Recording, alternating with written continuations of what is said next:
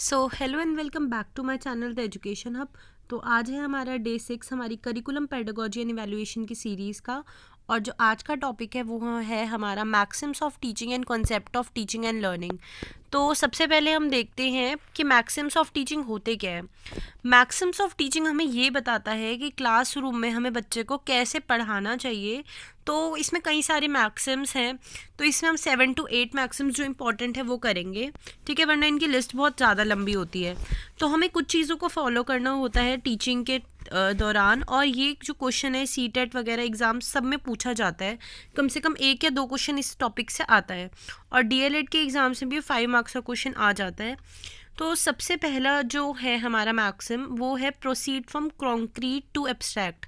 यानी जब भी हम बच्चों को पढ़ाते हैं तो हमें पहले उन चीज़ों के बारे में पढ़ाना चाहिए जो बच्चों ने अपने आसपास देखी हो या जिन के बारे में उनको नॉलेज हो। जैसे हम प्लांट्स के बारे में पढ़ाना है, हमें फोटोसिंथेसिस बताना है, ठीक है, तो बच्चे फोटोसिंथेसिस नहीं समझ पाएंगे जब तक उन्होंने कभी प्लांट ना देखे हो, उन्हें सनलाइट क्या होती है ये ना पता हो, ऑक्सीजन के बारे में ना पता हो, कार्बन डाइऑक्साइड के बारे में ना पता हो। तो कॉन्क्रीट जो उन्होंने अपने आसपास देखा है, जैसे कि सन हो गया, प्लांट हो गए, पहले हमें बच्चों को उसके बारे में बताना है, उसके बाद ही हम उन्हें फोटोसिंथेसिस करा सकते हैं, ठीक है। तो पहला तो यही हो गया proceed from concrete to abstract.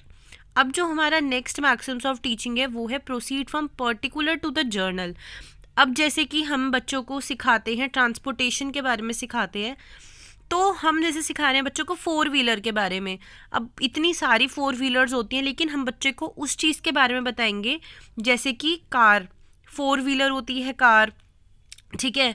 आप कार के बारे में बता सकते हो, बस के बारे में बता सकते हो, जो बेसिक्स आइडिया, यानी कि जैसे आप 4 व्हीलर बताओगे तो 4 व्हीलर को बताने के बाद उसी के ही कई सारे एग्जाम्पल्स देने हैं, ठीक है। उसके एग्जाम्पल्स देने के बाद और वैसे एग्जाम्पल्स जो बच्चों ने देखे हों ऐसे एग्जाम्पल्स हमें देने हैं, ठीक है। जैसे कि हमें बर्ड्स के बारे में बताना है, अगर हम क्रो के बारे में बता रहे हैं तो हम ये बोल सकते हैं कि हम पिक्चर्स दिखा सकते हैं क्रो की।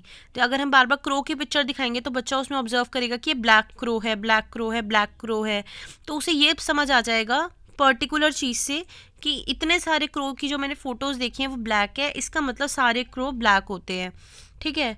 फिर है proceed from known to unknown. जैसे कि हम अपना टीएलएम भी बनाते हैं, उसमें हम प्रीवियस नॉलेज चेक करते हैं बच्चे की कि उसको इस टॉपिक के बारे में पहले से कितना पता है। नहीं पता तो हमें बेसिक से स्टार्ट करना होता है, और अगर बच्चों को पता होता है तो भी हम बेसिक से स्टार्ट करते हैं, लेकिन हम फिर उस टॉपिक पे ज़्यादा डीप में नहीं जाते जितनी नॉलेज है बच्चे को, ठीक है। तो पहले हमें ये जानना है कि बच्चे को कितना पता है उसके बारे में। हो सकता है कुछ बच्चों को ये टॉपिक पहले से ही पता हो, कुछ को ना पता हो, वो चेक करना इसलिए ज़रूरी है। फिर है सिंपल टू कॉम्प्लेक्स। हमें प्रोसीड करना है सिंपल टू कॉम्प्लेक्स पे। पहले बच्चों को सिंपल चीज़ें सिखानी है ताकि बच्चों का जो इंटरेस्ट है टॉपिक में आ जाए। अगर स्टार्टिंग में ही कॉम्प्लेक्स चीज़ें सिखा देंगे तो उनका पढ़ने में मन नहीं होगा, मोटिवेशन नहीं मिलेगी। फिर होता है proceed from psychological to logical. ऐसी चीज़ें बच्चों को पहले बतानी है जो बच्चों को लॉजिकल लगे, उनके माइंड में ऐसा क्वेश्चन ना आए कि ये तो हो ही नहीं सकता, ठीक है। पहले उन्हें साइकोलॉजिकल चीज़ दिखानी है। जैसे कि अगर हम 2 ग्लास लेते हैं, अगर एक ग्लास की वॉल्यूम, वाटर होल्ड करने की कैपेसिटी इसमें बच्चे को दिखेगी कम, ठीक, ज़्यादा दिखेगी। और अगर हम एक दूसरा ग्लास लेते हैं जो कि बड़ा होगा तो बच्चे के अकॉर्डिंग इस वाले में ज़्यादा पानी नहीं आएगा क्योंकि छोटा है हाइट में। बच्चा ये नहीं देखेगा कि उसमें विड्थ कितनी है, उसकी वॉल्यूम कितनी है। लेकिन अगर दूसरी तरफ उसे एक बड़ा ग्लास दिखेगा तो वो उसके माइंड जो है वो चीज़ को एनालाइज कर लेगा कि इसमें ज़्यादा पानी आएगा। तो पहले हमें बच्चों की साइकोलॉजी को जानना है, उसके बाद फिर लॉजिकल टीचिंग करनी है। फिर नेक्स्ट जो है हमारा मैक्सिम्स ऑफ टीचिंग में वो है proceed from empirical to rational. यानी कि पहले बच्चों को ऑब्जर्व करानी है चीज़, फर्स्ट हैंड एक्सपीरियंस देना है, उसके बाद कुछ टॉपिक को समझाना है, ठीक है। जैसे कि सन कहाँ से उगता है तो बच्चे को बोलो कि आप पता करके आओ, आप मॉर्निंग में उठो, देख कर आओ कि कहाँ से उगता है, ठीक है। फिर बच्चे को उसके टॉपिक के बारे में ज़्यादा पढ़ाना है। तो एम्पेरिकल टू रैशनल, पहले उसको खुद एक्सप्लोर करने का मौका मिलना चाहिए। फिर होता है proceed from whole to parts. पहले बच्चे को ओवरऑल चीज़ के बारे में बताना है। जैसे हम बच्चों को प्लांट्स के बारे में बता रहे हैं, हमें बच्चों को बताना है पार्ट्स ऑफ लीव्स के बारे में कि लीव्स में क्या क्या पार्ट्स होते हैं। तो उससे पहले हमें पूरे प्लांट के बारे में बताना होगा कि प्लांट्स के क्या क्या पार्ट होते हैं। स्टेम होता है, रूट्स होती हैं, लीव्स होती हैं, पेटल्स होती हैं। पहले हमें प्लांट के बारे में बताना है, फिर उसके पार्ट्स के बारे में बताना है। जैसे कि कार वगैरह होती है कार के बारे में बताना है, फिर कार के पार्ट्स के बारे में बताना है, तो होल टू पार्ट्स में जाना है, पहले होल चीज़ समझानी है फिर पार्ट्स। नेक्स्ट है हमारा proceed from near to far. Near to far का मतलब है जो बच्चे ने अपने आसपास चीज़ें देखी हो पहले उस चीज़ के बारे में बताना है, फिर बाहर के बारे में, मतलब जो उसकी नॉलेज से बाहर है। जैसे कि पहले हम बच्चों को अपने एरिया के बारे में बताते हैं, सपोज दिल्ली में रहता है तो गवर्नमेंट ने बुक्स भी रिलीज़ करी हैं दिल्ली के ऊपर, हमारी दिल्ली अवर दिल्ली। तो जिस चीज़ में वो रह रहा है, जो उसके आसपास की चीज़ें हैं उसके बारे में बताना है। ठीक है, बच्चे ने अपने एरिया के बारे में जाना, फिर वो पूरे इंडिया के बारे में जानेगा, फिर हम उसको अब्रॉड के बारे में बताएंगे, इंटरनेशनल कंट्रीज़ के बारे में बताएंगे, इसलिए नियर टू फार जाते हैं।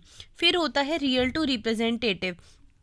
इसका मतलब है बच्चों को ऐसी चीज़ें दिखाओ, उससे पढ़ाओ जो अट्रैक्टिव लगे बच्चों को देखने में। ठीक है, जैसे हम फ्लावर है, हमें फ्लावर के बारे में बच्चों को पढ़ाना है, तो हम एक रियल फ्लावर लेकर आए पिक्चर्स के अलावा। से पिक्चर तो बच्चे खुद भी देख सकते हो अपनी बुक्स में, लेकिन हमें रियल चीज़ें लेकर आनी है जो उन्हें अट्रैक्टिव लगे। ठीक है, रिप्रेजेंट करके कोई चीज़ नहीं दिखानी। स्मार्ट बोर्ड वगैरह में हमें ऐसी चीज़ें दिखानी है जो हम उनको रियल में नहीं दिखा सकते, जैसे कि सोलर सिस्टम हो गया। लेकिन जैसे कि हमें कोई टॉम के बारे में पढ़ाना है, कोई मॉन्यूमेंट के बारे में पढ़ाना है, उनको हम रियल में लेके जा सकते हैं, या वो ऑब्जेक्ट जो है क्लासरूम में लेकर आ सकते हैं। यही होता है रियल टू रिप्रेजेंटेटिव। तो ये कुछ मैक्सिम्स ऑफ टीचिंग थी। अब है जो हमारा नेक्स्ट कॉन्सेप्ट है, वो है concept of teaching and learning, कि टीचिंग और लर्निंग क्या होती है। देखिए, टीचिंग और लर्निंग में दो मेन कैरेक्टर्स होते हैं, एक होती है टीचर, एक होता है लर्नर। जो भी नॉलेज दे रहा है वो होता है टीचर, और जो गेन कर रहा है उस नॉलेज को, जो इन्फॉर्मेशन ले रहा है, वो होता है इसमें लर्नर।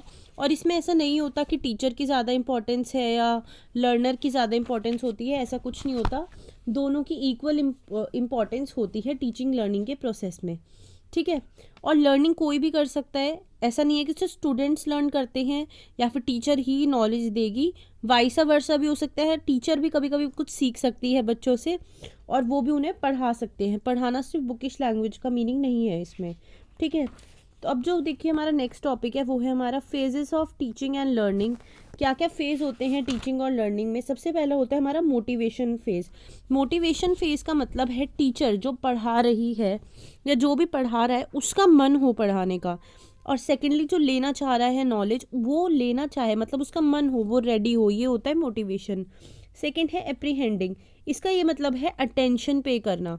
टीचर भी अटेंशन पे करे बच्चों को, अपना सिर्फ काम ख़त्म करने के लिए ना पढ़ाए, और जो बच्चे गेन कर रहे हैं नॉलेज उनको भी अटेंशन पे करनी है। फिर है एक्विजिशन फेज़। एक्विजिशन फेज़ में क्या होता है, अटेंशन तो पे कर रहे हैं पर उन्हें नॉलेज नहीं मिल पा रही, किसी ना किसी वे से वो इन्फॉर्मेशन क्या पता गलत तरीके से ले रहे हों, टीचर की बात वो समझ ना पाए या टीचर बच्चों की बात ना समझ पाए, ऐसा नहीं होना चाहिए। ठीक है, अब ये सब कर लिया हमने पढ़ लिया एक टॉपिक या फिर कोई नॉलेज हमने ले ली, उसके बाद उसे रिटेन करना, यानी याद करके रखना, उसे भूलना ना। ये भी मेन चीज़ होती है। जैसे बच्चों ने कोई डाउट पूछा, टीचर ने बोला मैं नेक्स्ट डे बताऊंगी, लेकिन वो भूल गई, या बच्चों ने रिटेन नहीं कर पाए, वो भूल गए, ये होता है रिटेंशन फेज़। फिर होता है हमने कई बार रिटेन कर लिया, अब रिकॉल कर रहे हैं एग्ज़ाम्स के टाइम, या फिर जब रियल लाइफ में वो क्वेश्चन आया हमारे पास तो हम वो रिकॉल करेंगे, याद करेंगे। फिर जर्नलाइजेशन, हम देखेंगे कि हाँ जैसा मैम ने हमें बताया था कि 4 में अगर हम 4 जोड़ेंगे तो 8 होगा, कैसे होगा, वो हम जर्नलाइज करेंगे, देखेंगे। फिर देंगे फीडबैक, अगर हमें लगता है कि नहीं जो उन्होंने बताया ऐसा तो कुछ नहीं हुआ हमारे साथ, रेड लाइट होने के बाद भी कुछ व्हीकल्स जा रही थी, तो उन्होंने जर्नलाइजेशन में ये देखा कि ऐसा नहीं होता या होता है, तो वो फीडबैक देंगे, नेगेटिव भी और पॉजिटिव भी, पर फीडबैक ज़रूर मिलेगा। अब देखिए रिलेशनशिप क्या है टीचिंग और लर्निंग का, तो इनका एक क्लोज रिलेशनशिप है और एक चीज़ के बिना दूसरी नहीं हो सकती। अगर बच्चा पढ़ना ना चाहे तो टीचर उसे नहीं पढ़ा सकती, और टीचर नहीं पढ़ाना चाहे तो बच्चा नहीं पढ़ सकता। यानी ये दोनों आपस में इंटर रिलेटेड होती हैं, दोनों एक दूसरे के बिना नहीं चल सकती। ठीक है, अब कुछ ऐसे फैक्टर्स हैं जो टीचिंग और लर्निंग को इफ़ेक्ट करते हैं क्लासरूम में।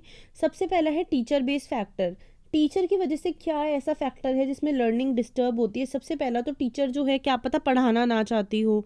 ठीक है, ये भी हो सकता है टीचर के पास टाइम ना हो या उसे पूरी नॉलेज ना हो। सेकेंडली होता है student based factor. Student based factor में क्या होता है, या तो बच्चे पढ़ना ना चाहें, या वो टीचर की बात ना समझ पा रहे हो, किसी और एरिया से आ रहे हो जो उन्हें लैंग्वेज समझ ना आ रही हो, कोई और प्रॉब्लम हो जिसकी वजह से उनका माइंड नहीं लग पा रहा पढ़ाई में, तो कोई भी रीज़न हो सकता है। फिर होता है situation based factor. Situation based factor ऐसे फैक्टर होते हैं जिसमें जैसे कि इसमें ना टीचर की गलती थी ना स्टूडेंट्स की गलती थी, लेकिन ऐसा कुछ हो गया कि बच्चों की जो एज है, टीचर उन्हें नहीं समझ पाई, बच्चों को कैसा टीचिंग मेथड चाहिए था, सिचुएशन गलत हो गई, टीचर ने अपनी तरफ से अच्छा करा, स्टूडेंट ने एक्वायर करने की कोशिश करी, या क्लासरूम की कंडीशन अच्छी नहीं थी, बच्चे को बैठने की जगह नहीं मिली, या इन्वायरमेंट अच्छा नहीं था, तो ये कुछ भी हो सकता है। ठीक है, तो ये कुछ फैक्टर्स हैं जो टीचिंग और लर्निंग को इफ़ेक्ट करते हैं। अब देखिए टीचिंग और लर्निंग क्या होता है, ठीक है, उनमें डिफरेंस बताया है। ये बेसिक मतलब ये मान लो समरी ही है एक तरीके से कि टीचिंग क्या होता है और लर्निंग क्या होती है। देखिए पहले मैं टीचिंग बता देती हूँ, फिर मैं लर्निंग बता दूँगी। टीचिंग क्या होती है, जब हमें किसी चीज़ के बारे में कोई नॉलेज है वो लर्नर्स को देनी है, कुछ हमें पढ़ाना है, कुछ समझाना है, हमें किसी चीज़ के बारे में बताना है, वो हम लर्नर को बताएं, तो वो होती है टीचिंग। टीचिंग कौन करता है, टीचर्स करते हैं, टीचर कोई भी हो सकता है। ठीक है, टीचिंग का पीरियड कितना होता है, टीचर कितने टाइम तक की होती है, ठीक है, ये पूरे लाइफ टाइम नहीं होता, कुछ टाइम होता है जिसमें हमें टीचिंग मिलती है एक पर्सन के थ्रू, अदरवाइज हम अपने इन्वायरमेंट से हमेशा कुछ ना कुछ सीखते हैं। ठीक है, ये कॉन्शियस एफर्ट्स होता है, दिल से हमें इसे पढ़ाना होता है। फिर होता है जो नॉलेज है, स्किल्स है टीचर की, वो बहुत इंपॉर्टेंट होती है कि वो कैसे पढ़ा रही है, किस वे को यूज़ कर रही है। ठीक है, टीचर्स जो है वो अपने एक्सपीरियंस से भी बच्चों को पढ़ा सकती है, कोई रेफरेंस बुक का भी यूज़ कर सकती है, कोई ऑनलाइन भी पढ़ के बच्चों को पढ़ा सकती है, तो ये है उसके सोर्स ऑफ नॉलेज। अब लर्निंग क्या होती है, लर्निंग होता है जब हम नॉलेज लें टीचर से या फिर हमसे ज़्यादा मोर नॉलेजेबल पर्सन थे, वो कोई भी हमारा फ्रेंड भी हो सकता है, नेबर भी हो सकते हैं, कोई भी हो सकता है। लर्निंग मतलब कुछ एक्वायर करना, एक ऐसी नॉलेज जिसके बारे में हमें नहीं पता था, और लर्निंग जो करते हैं उन्हें स्टूडेंट्स बोलते हैं। ये हमारी लाइफ टाइम चलती रहती है, टीचिंग लाइफ टाइम नहीं चलती, लर्निंग हमारी लाइफ टाइम चलती है। ठीक है, लर्निंग बहुत कॉन्शियस एफर्ट से भी हो सकती है, अनकॉन्शियस से भी, कभी कभी ऐसा भी हो जाता है हमें इनडायरेक्ट वैसे कुछ सीख मिल जाती है। क्या पता हम कोई मूवी देख रहे हो, ठीक है, हमने मूवी ये सोच के नहीं देखी कि हम इससे कुछ नॉलेज लेंगे, हमने अपने एंटरटेनमेंट के लिए देखी थी, लेकिन हमने उसमें कुछ ऐसा देख लिया जिसकी वजह से हमें कुछ सीखने को मिला। ठीक है, तो लर्निंग कॉन्शियस प्लान्ड भी हो सकती है, अनकॉन्शियस एफर्ट से भी हो सकती है। हमने रोड पे चलते हुए देखा किसी को कि किसी का कोई गिर गया, ठीक है, और सामने वाला पर्सन उसे उठा रहा है, तो हमें ये पता चलेगा कि हमें किसी की हेल्प करनी चाहिए। कभी कभी हम जान के जो क्लासरूम में जाते हैं, ट्यूशन्स जाते हैं, या किसी से बात करते हैं, मंदिर जाते हैं, या कोई बुक पढ़ते हैं, वो हमारा कॉन्शियस होता है, मतलब हमने जान कर नॉलेज लेने के लिए ही ये एफर्ट्स करे हैं। ठीक है, डिसप्रपोर्शन, स्टूडेंट्स की जो लर्निंग होती है वो टीचर के क्वांटिटी पर डिपेंड करती है कि वो उन्हें कितना पढ़ाएगी। कभी कभी टीचर अपना 100% देती है, बट स्टूडेंट्स एक्वायर नहीं कर पाते, जो कि हमने रीजंस भी पढ़े हैं क्यों नहीं कर पाते। ठीक है, तो प्रपोर्शन में नहीं होता इनका, जितना ऐसा नहीं है कि टीचर ज़्यादा नॉलेज देगी तो बच्चा उतनी ही नॉलेज लेगा, ऐसा नहीं होता। सोर्स ऑफ लर्निंग, बच्चे नॉलेज कहाँ कहाँ से ले सकते हैं, जो टीचर ने पढ़ाया है, या फिर टीचर ने कुछ रिकमेंड करा है, या अनकॉन्शियस एरियाज से भी वो अपनी लर्निंग कर सकते हैं। तो इस वीडियो में हमने देखा कि मैक्सिम्स ऑफ टीचिंग क्या होते हैं, टीचिंग और लर्निंग क्या होता है। होप है आपको वीडियो समझ आई होगी। अगर आपके कोई भी डाउट होते हैं तो कमेंट सेक्शन में पूछ सकते हैं, या टेलीग्राम का लिंक मैंने डिस्क्रिप्शन में मेंशन किया हुआ है, वहाँ पे भी जाके आप लोग पूछ सकते हैं। And if you like watching the education of videos, to do subscribe to my channel. Thanks for watching.